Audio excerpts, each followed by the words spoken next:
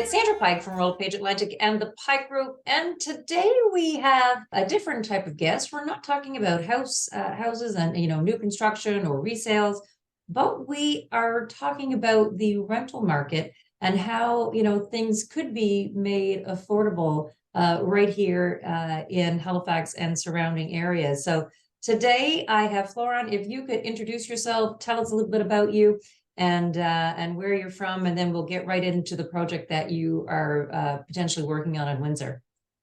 Thank you very much, Sandra. Floran Lambie, I'm from Halifax here for the last 10 years. Before that, I lived in Cape Breton, and we have a company called OT Developments, also a company for building materials and in-store products, In Vogue Home Design.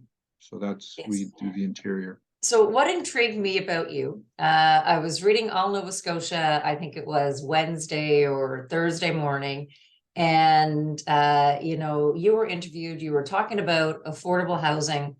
And so my question to you is, why is affordable housing important to you? And, why were you even thinking about the project? Well, it started with finding the piece of land. It was an interesting piece of land, and the affordable housing part of it is important because right now housing in Halifax isn't important. Yeah. You go back to 2020, a duplex, the side of a duplex is 280, 300. Today it's 550 to 600. Or even more. Yeah. I mean, I don't know the future, but I really don't see it going down much. So for myself, even going back a number of years ago, I couldn't afford what they are today. I have a lot of friends. They're out of the housing market forever if this is the situation, because what kind of income do you need to get a $500,000-$600,000 home?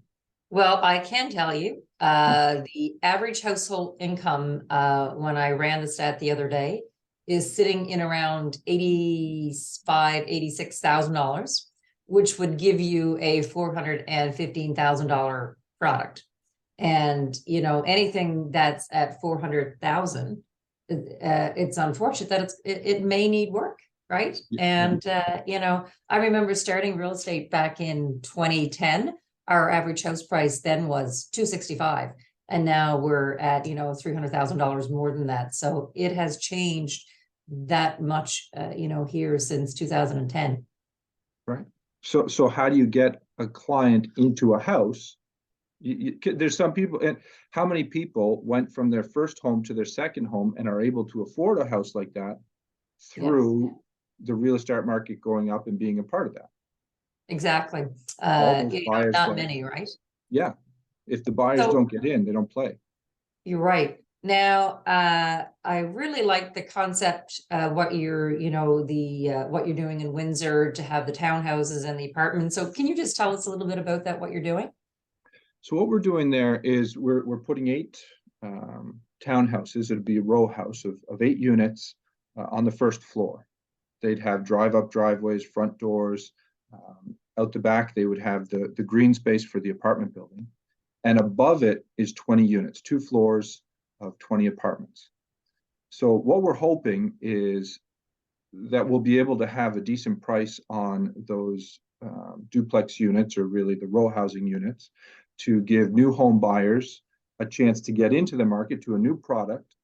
But the whole project can be, accomplished, is financially feasible because of the units on top. So it's having a mix. We're really excited about it because it's different to this area. Yep. And we do want to bring it to Halifax. We have 2 pieces of land we'd like to introduce it to, but we'll have to see how the houses that you are building, let's say, so that's the first level, correct? Yes. Now, will that be like a condo? Would you have to pay a common fee? The whole building would be a condo court. Okay. It's the only way to legally sell a unit in a building, right? So the condo structure, as far as condo fees and whatnot, we haven't got that far with the concept yet. We're still working out the details with the Windsor Council through the DA. But I would assume there'd be some type of a condo fee with that. So you're going out to Windsor. Why wouldn't you do something here in the city potentially? Or do we all know the answer to that? Well, we have projects we want to do here. Yeah. It's simply a matter of time. We started this in November with Windsor, Oh, and we're 2 steps from approval with the city. It isn't completely approved yet. The community has their input first, but Mhm. you know, you're talking a 6-month turnaround to a DA in Windsor, where in Halifax we have projects. We're going on 2 years, and we don't have approval on conceptual plans. Wow. I know a close acquaintance of mine worked, a piece of land was purchased in 2011. And here we are, 2023, and the roads are only going in this year. So I understand the allure to go outside the city to be able to build, because you can get it done a lot quicker. So with the condo, building and the townhouse all connected together, is there going to be a commercial part to that? Not on this one. Depending where it would be in another setting, it could. It might be nice to have a commercial component. This particular location in Windsor, it doesn't lend itself to that. It's too Okay. rural.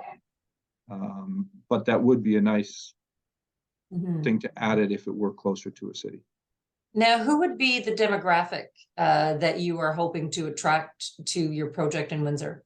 Personally, because it's who I'm most familiar with at this time, I would say young families.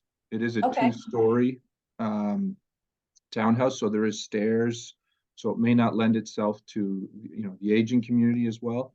Yeah. But I know there's a lot of young families who would like to get into a home. Mhm. Living in apartments with the kids, it'd be nice to have a backyard, even though there might be apartments above them. They might get a bit of a feel of a house again at an affordable rate. Oh, I really, I think that's a phenomenal thing to do. So is this you and a partner, or is this just yourself? Like, where did this idea come from? The design actually came from Teal, Tom Emoji. He did the design. Mhm.